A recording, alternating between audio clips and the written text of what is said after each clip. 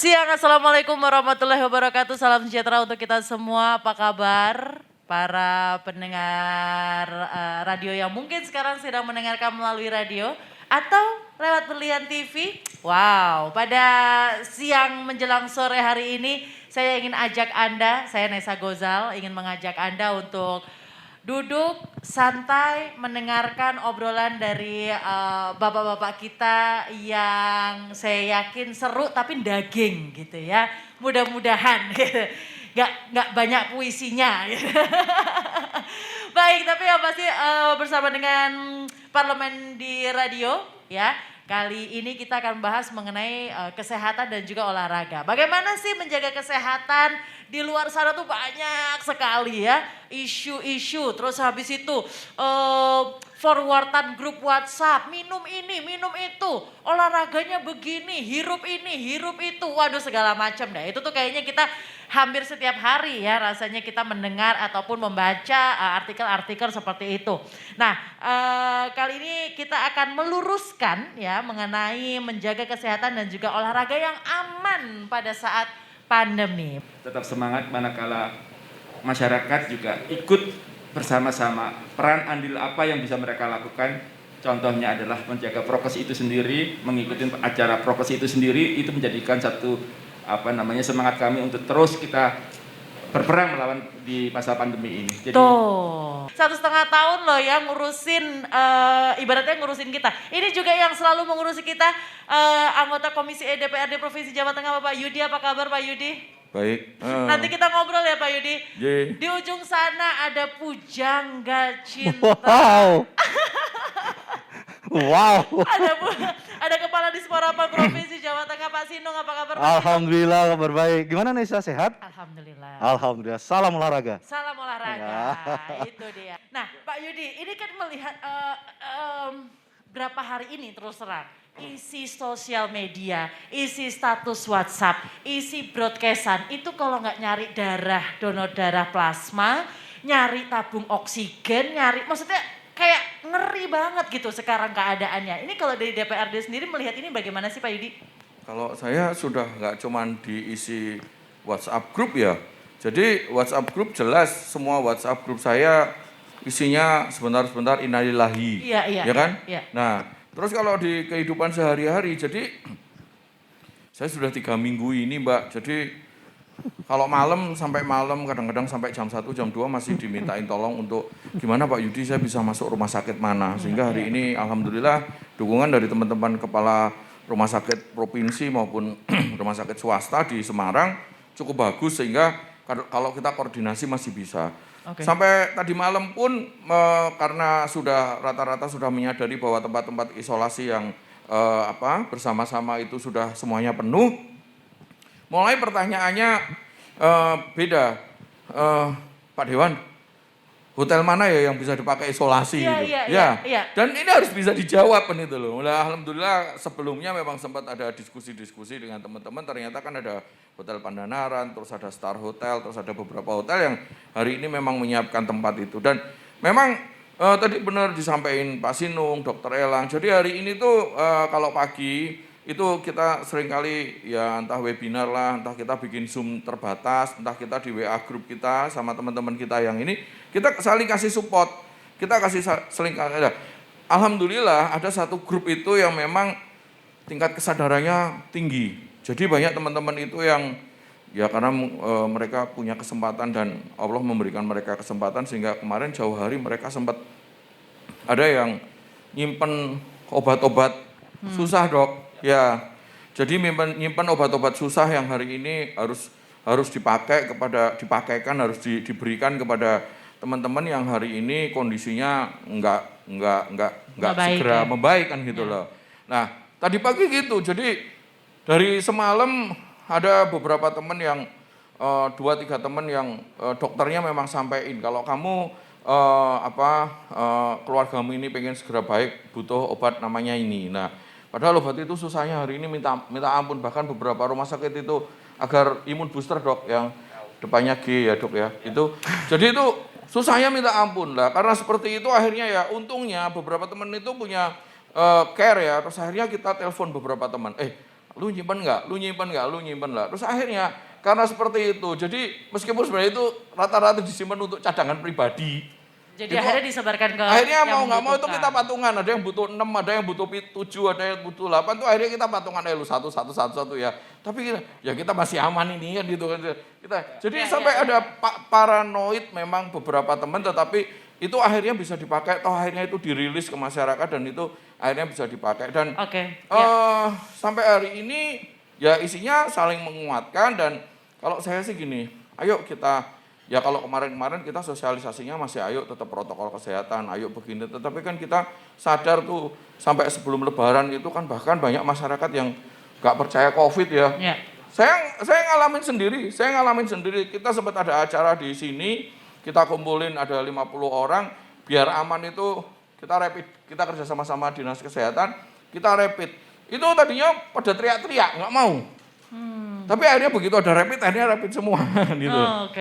Jadi tingkat kesadaran masyarakat kemarin memang agak menurut saya kurang, sampai akhirnya terjadi seperti ini. Ya memang ini ya ada beberapa hal yang memang di masyarakat akhirnya sadari, tetapi mungkin hari ini sudah lebih baik begitu ya Pak. Tuhan Allah menyadarkan kita atas situasi yang memang harus kita hadapi bersama-sama. Dan kalau saya hari ini sampaikan, mari kita sama-sama mendisiplinkan diri kita, dan juga ayo kita mulai untuk membangun satu kebersamaan, satu gotong royong, satu kesetiakawanan nasional, kita kembali ke bahwa masyarakat Indonesia itu masyarakat yang bersatu, gotong royong dan lain sebagainya. Dan saya memang ya karena kebetulan ya inilah anggota DPR ya, semua masalah mau ke rumah sakit datang.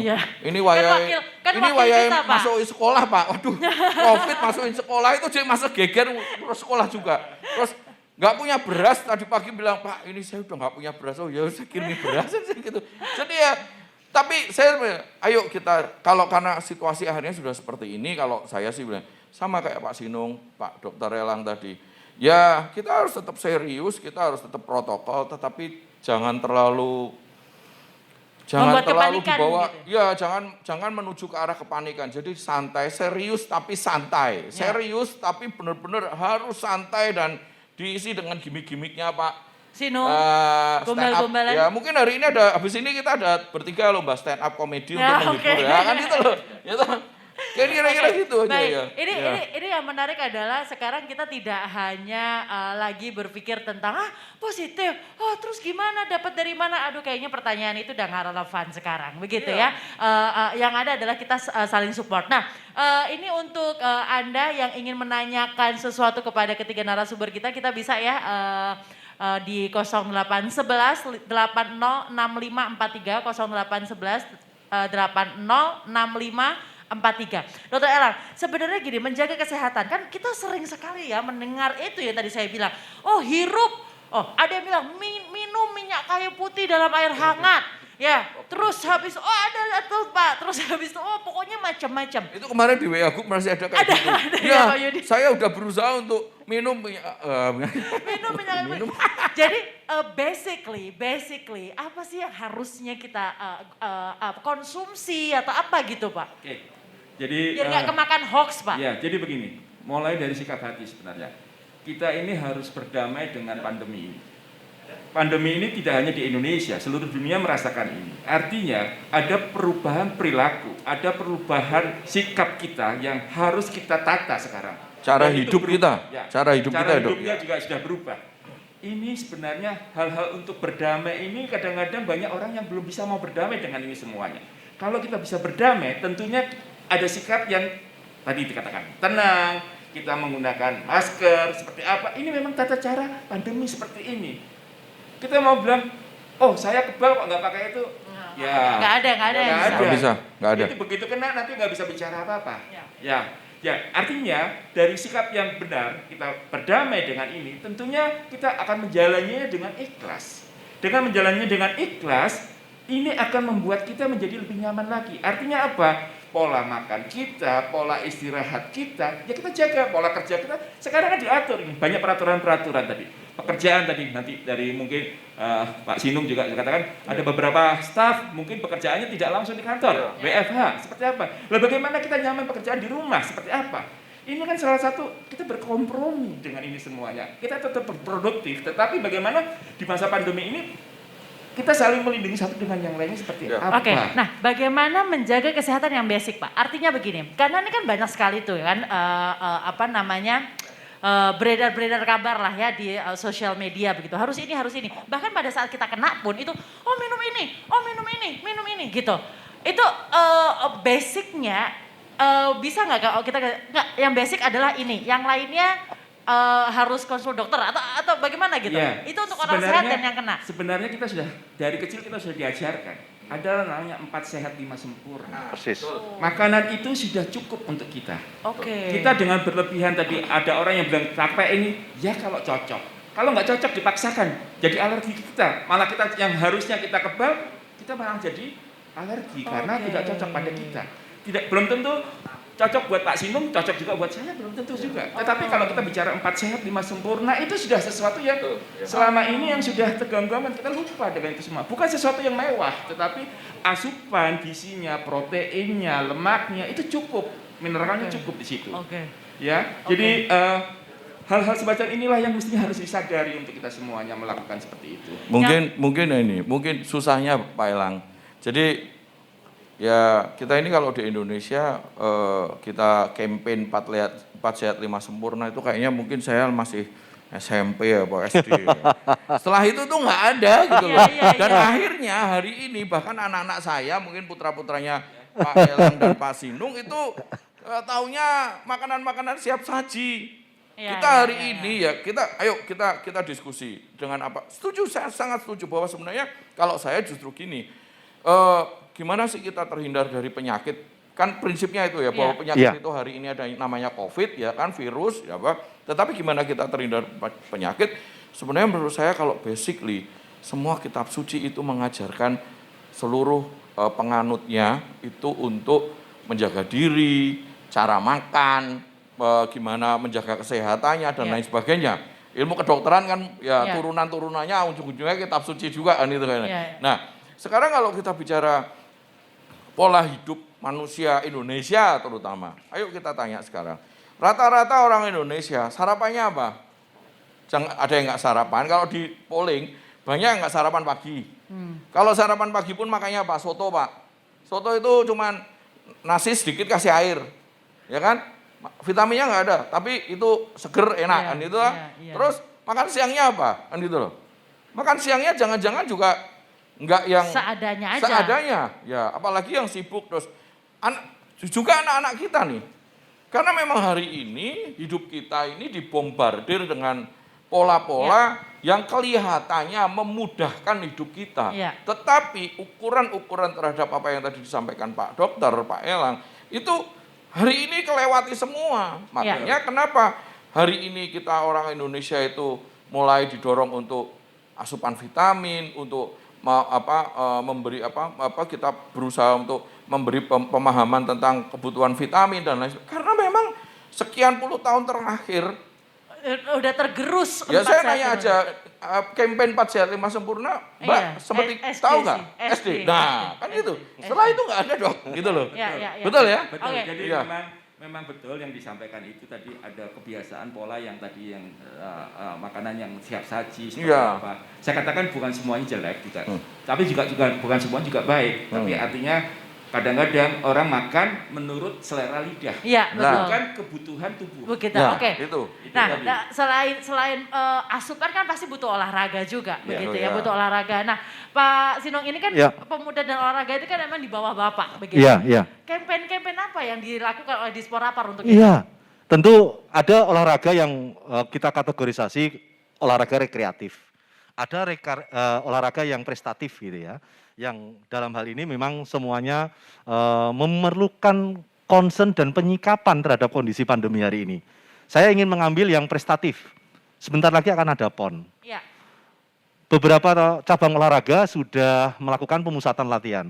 Dengan adanya kondisi pandemi yang makin memprihatinkan ini tentu akan merubah pola. Saya katakan merubah pola penyikapan. Saya setuju dengan Pak Elang.